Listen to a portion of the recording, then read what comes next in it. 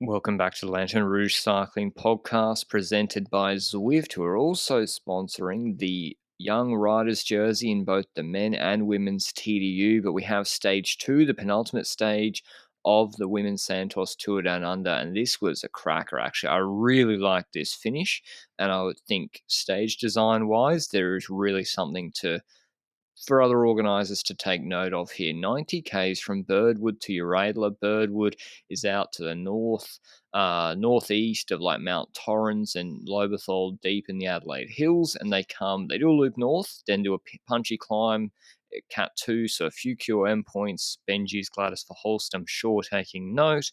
1k 6.5%, and then it's just the hills is all like around that region. It's all up and down, no like steep extended climbs, but it's just lumpy and tough.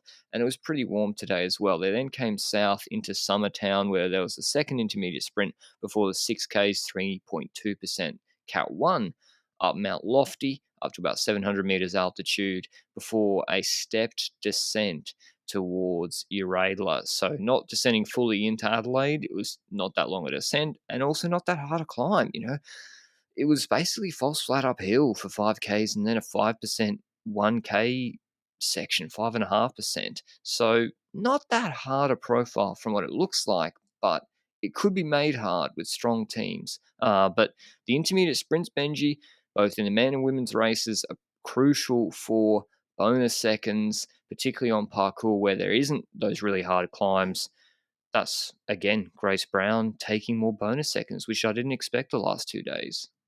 Yes, for certain. And we need to add to this that in men's cycling, you often have like the early breakaway that takes these IS points, the intermediate sprint points very early on. But here in the women's Santos Tour Down Under, that hasn't been the case in the races. As in, we haven't had breakaways yesterday in stage 1. That was a long time without a breakaway. Stage 2, very similar. And Sanguinetti is the one that took the 3 seconds on the first intermediate sprint here ahead of Grace Brown, like you mentioned. So 2 seconds for her. Loretta Hansen has been riding really strong as a domestique here for Trek Segafredo, taking 1 second there as well. Maybe that's taking it away from riders from Jayco and so forth, so that would be useful. Now, the race continued, and there's a QM point just after this first intermediate sprint. Gladys Verhulst, you said it, is the champion of QM points when it comes to the early ones in these races. She's channeled her inner climber, and she's attacked the peloton together with Claire Steels from Israel, who also is riding pretty strong in the Santos Tour Down Under. So those two riders fighting it out for those QM points, and Gladys Verhulst takes the, I think, 7 points on that climb, and she's now on 10 points after this one. So she's doing pretty good. So TDFF, that's it. QOM? Question mark? Well, 2023? I tried last year, but didn't really work out. She could be, So, like Jeffrey Bouchard. well, She's yeah, better but than him, I think. the issue is that the breakaway doesn't win the mountain stages here I know, in the Tour de France Femme. So it's going to be very difficult for Gladys Verhulst to do so unless she becomes the brand Simply new beat French. Van Vleuten. Yeah, exactly. I've been saying it for years. It's that simple. Yeah, I don't know why riders don't do that. It's like the go-to strategy being better than Van Vleuten, but they don't do it. Anyway, 30 kilometers to go. We see some moves by other riders as well, and a group kind of forms ahead. Lawrence Stevens, McMullen, Gilman, Howe, the rider that you first presented as the top 3 rider in the Ronde van Vlaanderen in the Israel preview. The Jayco preview. Sorry, wrong team. And well, we'll see if that happens. But I'm adding she Brody was in that Chapman group to that ahead. as well. So 2 riders on the top 3. Yes. Okay, I'll allow it for this And week. then I'm because going to find another Australian or Kiwi rider, and I'll put them in a couple of weeks too. Full Australasian podium. Okay, I'll allow it. The Chapman one's not that hot a take, actually. It's actually great because your takes make mine look good, even though I'm completely wrong most of the time. Anyway, Emily Watson there as well has been pretty strong as well. I think in the Bay Crits earlier this month. Taylor Wiles in there for Trek Segafredo, which is important. Gilman, I said earlier, was for FDG. So the dynamic between the Brown team and the Chapman team and Spratt team is notable there. Edwards in there, Stills, Buisman, and Wales. Not the country, the rider. Well, is it a country, Wales? I don't even know. But anyway, we'll continue on. This group stayed ahead for a tiny bit, but not too long, actually, because we had responses and attempts from behind to try and bridge up and so forth. And I think it was Lisa Klein that tried to bridge up at a certain point. What situation do you think they were trying to create there? Well, this is why these false flat drags, and I mentioned it yesterday, it's kind of like the start of the Galibier. Obviously, we're not doing the Galibier here, but it's draft is still really important, but also it's draft is important, but also it is sufficiently hard enough that you can get separation on certain points. Like it's not that flat. And Klein, I thought, was a perfect candidate to try and bridge across because she has that TT background. She wasn't really able to make it work. It's tough to always see with the ad breaks here in Oz or with the tree canopy comes across the road a fair bit. Maybe they also reacted on her. Jayco Alula was Jayco Alula were not letting Trek have it all their way Yeah. today. They were sort of being like, no, we're happy with a reduced group sprint. We're not going to let you flow numbers ahead. And numbers ahead, by the way, would have been really important like if there was a satellite rider ahead for what would come later in the stage. But before we get to where this stage really kicked off, the last 30 minutes, if you want to rewatch a stage, I thought were really, really exciting. I'll mention the Zwift Hub Challenge on Strava. Ride 25 kilometers to unlock $50 or £50 off a Zwift Hub and a chance to win $1,500 worth of indoor cycling tech. It runs from now until the 29th of January, 13 days left, and it's just 25 kilometers of riding, whether it's hand cycle or ride, virtual ride, and you get $50 or pounds off a Zwift Hub, which I actually saw Lorenzo Germani, one of the not famous in my mind, from the FDJ Conti team. He might be famous in the future, super famous. He was trying it out at the Zwift booth in the Tour Down Under village. He wanted to really try it, which was kind of interesting. He's like, I don't really train indoors. And he went and had to go on the Zwift Hub. If you're in Adelaide, go and check out the Zwift booth as well. They've got the bike set up and the Zwift Hub if you want to see it in the flesh. But yeah, that's a really good deal, getting another £50 or dollars off what is already the best value for money trainer on the market. But yeah, we come up to the intermediate sprint just after Summertown. There was a little rise before there. And to be honest, Trek stopped. They didn't do what I said yesterday. I was like, oh, maybe they'll use attacks, etc. Chapman's in a domestique role pretty clearly here. And I was Yeah. like, oh, and to be honest, it makes sense from what we see afterwards. They're going all in for Spratt on GC. They pretty much locked the stage down at this point. Claire Steels is able to get the intermediate sprint 3 seconds. And then I'm not sure who took the other bonus seconds. Manley and Brown. Manley and Brown. So Manley took another second back. So Brown was still ahead of her on GC. But yeah, Chapman just starts pacing super hard on the last rise. Really strong pull from her up to Mount Lofty on this false flat drag. The group is thinned out.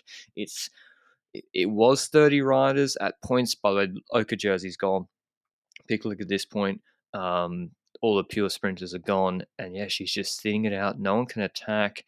And they get to the steepest part of this climb. Spratt goes. Brown's not really had to do anything. And the gap just explodes. This is 1 kilometer, 5%. And the gap just pops open. And I'm like, holy, I haven't seen Spratt do that for years. And Matt Keenan, I interviewed him, which I'll play now. Amanda Spratt will win the women's race. She's got an awesome team around her at Trek, and Brodie Chapman will do the job to help her win. He must have known something. Spratt must have, I reckon, told him, or maybe just had faith in her that she was in really good shape because, yeah, she has been really good in Australia before, but this climb wasn't that hard. Were you surprised to see, Benji, first of all, Brown not able to get on her wheel, and second of all, that Trek basically just went pace and Spratt could smash? Yeah, exactly. It was like Spratt went, and it wasn't even Brown that was the one closing down the gap initially, because Manley was the one that had the solo chase going on, with Brown doing the chase in third as a solo rider. So we had like 3 riders chasing each other solo, and a 4th group with the likes of Luz Ardehis that was also in there for FDJ, and the other riders that we just mentioned, like Chapman and so forth, and also Roseman Gannon, etc., etc. So that situation is what gets us towards the top of Mount Lofty, but it starts changing a bit because Brown overtakes Manley, who gets caught by the group behind. So we now got two solo riders up front. Solo rider at the front is still Spratt. Gap is roughly 15 seconds, I think, towards Brown.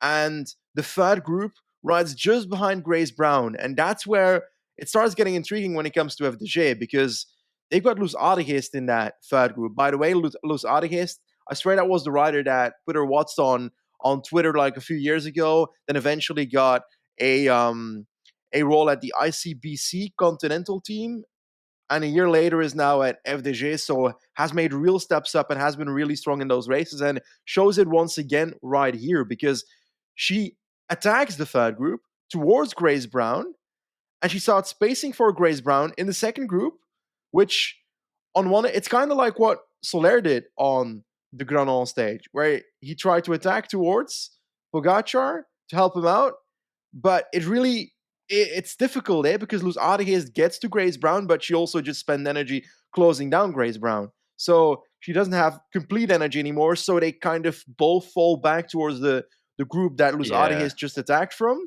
But they keep on pacing, and the tempo in that second group is good enough to keep the gap towards Spratt, but I gotta be honest, we're talking about 6, 7, 8 kilometers to go at this point, and riders start coming back to the second group. So I'm kind of like, oh, maybe the gap's exploding when it comes to Spratt, but that wasn't the case. They stayed the same, but more domestiques came for the second group.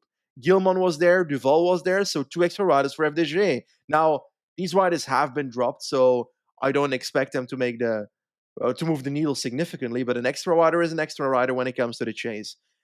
Did you believe with, like, let's say 6 kilometers to go that Amanda Spratt could be taking home the victory here?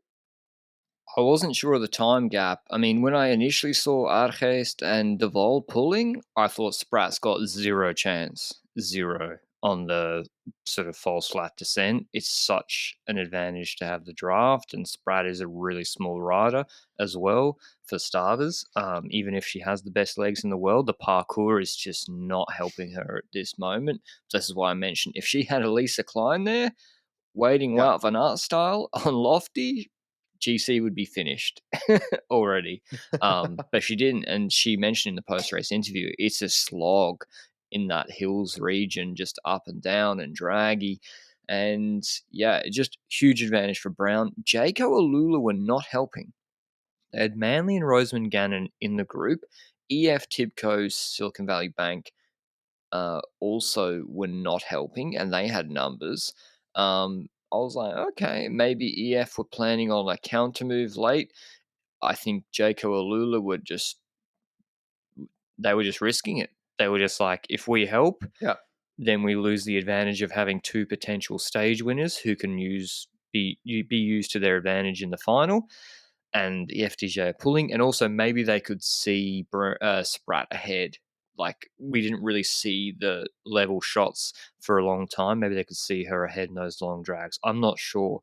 But at a certain point, I did think, wow, someone needs to help FDJ because they're throwing GC for themselves. I also thought maybe Brown was going back. Like, I guess Brown has to react on Spratt, but you're right. It's like there's no advantage by both the rider attacking to her and her still pulling. You may as well just fold back into the group and just start the chase. But yeah, it was really exciting. I hoped, Spratt had done all that to stay away. We'll see how that affects her tomorrow. But eventually she got caught, I think, with Frayne attacking. Roseman Gannon closing it down, I think. Because no, before then a rider like Frayne attacked. And close it down further, maybe EF as well. And then, in the last 1,500 meters, Roseman Gannon fully kicked doing a lead out. Yeah, she fully kicked and she closed the last gap towards Amanda Spratt. So I feel like at this point, you could say, is Jayco once again doing it too early? Because they're having their lead out, Roseman Gannon going at 1.5K roughly to close down Amanda Spratt. But it's also kind of, if they don't do that, if they don't close down Amanda Spratt, the last 50 meters that was left at that point, what then? Is the tempo going to stop? What is going to happen when it comes to EF? Is EF going to take over? So I think they just wanted the gap to be closed down. So I'm not going to destroy them too hard for deciding to actually but it was close an on the attack. last There was spot. no one on her wheel. I It was the reverse I'm lead not out. certain. I'm not No, certain no, about it. she attacked, and then Okay. Manly got to sit on Grace Brown, and Grace Brown had to close in the wind. It completely burnt Grace Brown. Okay, And then, then it's very much useful. Then it's very much yeah. useful. So And instead of doing a lead out, I don't know, she mentioned that they floated that as a tactic yeah, rather than sort of yesterday just doing an early lead. I think it was a good move.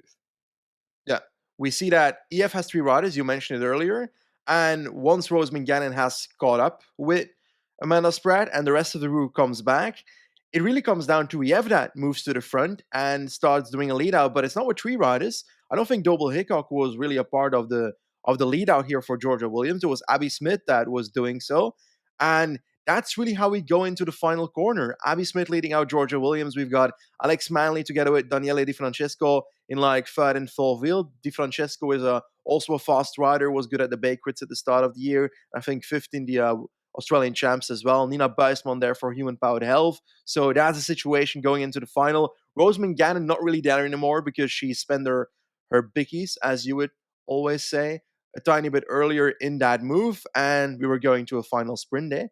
Was EF going to make it with Georgia Williams? Was Manley going to take them over towards the end? A rider that I think you mentioned yesterday that could win today's stage. It was either Manley or Rosamund Gannon that we brought forward. But did Manley take up winning the stage?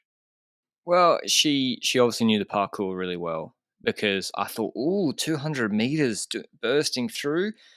I don't know about that with EF having numbers, and I didn't realize how sharp that corner was, and she got to basically freewheel through that corner for like 3 seconds whilst taking up primary position. And then once she was able to kick out of that corner, she is the better sprinter out of this group. She had the EF rider off the wheel, Williams, I think, already. So her taking front position for that corner with speed was really, really, like, obviously the best strategy, and she won the sprint pretty comfortably ahead of Georgia Williams on EF Education Tipco SVB, Nina Buisman third, all in the same time. Brown fifth, I think. On another day, she probably takes bonus seconds, but great work from Duval and Ardejes. They really saved her GC today, at least for now. Spratt still, even though she was caught, was on the same time. Ali Wollaston led the group in behind, a full minute 38 behind. So the revised GC is Manley goes into the lead 8 seconds ahead of Brown, 8 seconds ahead of Williams, 13 ahead of Rosamund Gannon, and more importantly, 14 seconds ahead of Spratt. So it's tight, but 14 seconds is a lot of time too. So when let's run through the stage tomorrow from Adelaide. They start, I think, in near Montague Road in the northeast. Then they just start climbing towards Lobethal. They do like a 4K 4% climb, not that hard to start. It's 93 Ks. There's a intermediate sprint at Lobethal after a little climb. I think that climb can be used by whichever team, haven't thought yet. Then another intermediate sprint, this one on a little rise again in Gumaraka, and then sort of a false flat fast descent, and then they do the corkscrew, 2.4 Ks, 9.1%. I'm really not sure. I don't know, I've done a corkscrew a fair few times. It says on the profile it's 500 meters at 16%. I don't know, mate. It never felt like that to me. Maybe because I was a lot fitter back then. 500 meters, 16%, super hard. I know the hairpins are hard, but I don't know. It's still going to be a really hard climb. And then a 8K, yes, 7.5, 8K descent into the finish in Campbelltown. I think there's a right turn that they do as well, the same in the men race. I don't see, like, Spratt should just win this stage, right? Like, based on what we saw today, the question for me now is, can she say Manley takes more bonus seconds in the 2 intermediates, can she win by over 7 seconds plus the 10 bonus, plus Manley takes no bonus behind, or Brown? Or if Manley takes 6 seconds behind, that's also possibly, then it's even harder for Spratt to win. But I agree. What we saw today was Spratt dropping the rest on a gradient that was nowhere near what the corkscrew climb is. So on paper, based on stage 2, Amanda Spratt drops people on the next stage. Now, everything can change from day to day, and there might be race situations before that climb that change up the race. Is there much you can do before the corkscrew climb? I'm not really certain about it. I think With people will go Chapman for those. policing. Yeah, true.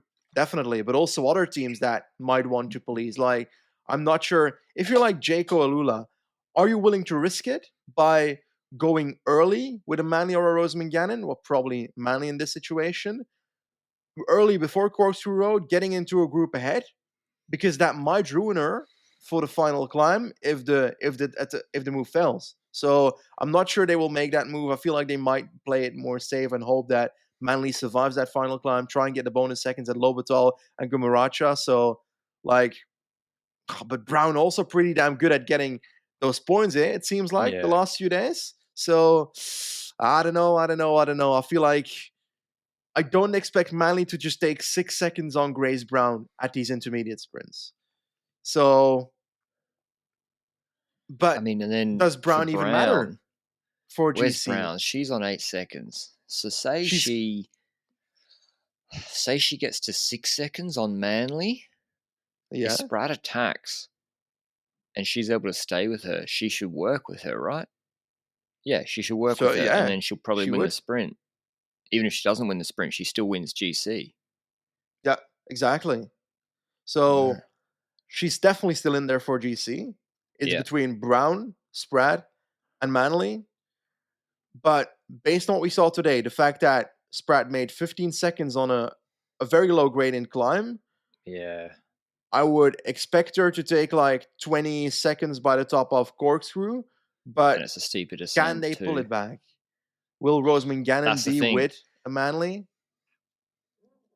Sprat should just fucking ruin them tomorrow for real. Or corkscrew. Like in those hairpins, she should straight up ruin everybody. Like I think it could be 30 seconds. Like 15 seconds on that climb today. She's in that form. And it's to your point of if you don't send Rosamund Gannon in a break ahead, Yeah. and Manly was climbing better than Rosamund Gannon today, I think, then you have to wait for the domestiques to come back. It's a steeper descent. It's not as long to the finish. By the time you've waited for the domestiques to come back, who might be a proper, 35 seconds back, you're not going to bring that back. Yeah. So having Rosamund Gannon ahead before anticipating seems to me the only way she could really help after Corkscrew, getting her in a break. And I think Trek should deny that. Or Trek should have their own rider in the breakaway. Like Chapman should go in the breakaway and then she can help Yeah. Sprat on the descent. Like when Yeah. we saw Jumbo Visma and UAE each putting their own, like on the Foix stage. The one, no, Murder Pagure, McNulty was in the break and Wout van Aert was in the break. Both for the same reason, and it neutralized it. Trek should almost think, okay, well, today Sprat attacked and couldn't gain any time because of the descent. Let's try and, but then you need Chapman for the, to do all the lead up, right? Yeah. So maybe they'll see a Hansen in the break again. Well, then again, Hansen has been really strong, and it wouldn't surprise me if she's still there at the foot of Corkscrew when she could do that. Yeah. The first lead up, because to make a decent gap, Sprat needs to go early on Corkscrew. She can't wait until like the last 500 meters and then make the snap. I expect her to make the move at least 1K from the top, although I don't know where the steepest spots on Corkscrew are. So where would you say that the steepest spots are? Is it at the start? Is it in the middle, towards the end? With about 1K to go, went through the switchbacks, super steep. Really, really, really steep. Okay. That's where she'll attack, most likely. She'll probably even just start doing tempo herself before then because it's 9%. So I wouldn't be surprised if she, before the hairpins, already moves to the Yeah. front, just starts pacing herself because her teammates might not be able to set as hard a pace at that point. But yeah, it's a really interesting GC position with Brown still in the fight, with the best climber the furthest back on GC, Amanda Spratt with the descent finish, with Jaco Alula having the lead, and a second strong rider relevant on GC and Rosamund Gannon. I can't wait to see it tomorrow. It's like, yeah, really interesting. Who do you pick, Benji? Who winning GC? Like, brain says Sprat, but I'm going to go for Manly. I want to be the difficult guy on this podcast.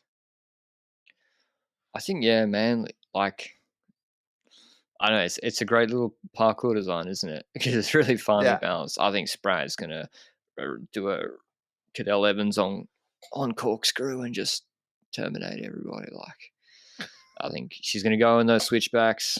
Yeah. It's going to be a good night. Very Anyway, likely. maybe I'll be wrong. Jay Cooler will be chasing. Can't wait to see it. Hope you enjoyed the podcast as always. Thanks to Zwift. If you're in the Adelaide region, I should mention as well, I'll be at the Specialized Map Zwift event on Wednesday afternoon, as well as the Zwift party on this Friday. So go and check that out. I think it's The on Zwift Frome party. Street. Yeah, the Zwift party. Oh, la la la la. Sounds pretty cool. I hope so. I'll be there, so of course it will be. the biggest extrovert in cycling, as everyone knows. Anyway, if you're in Adelaide, come say hello, check it out, and we'll see you with the recap of the final stage of the women's race tomorrow. Ciao.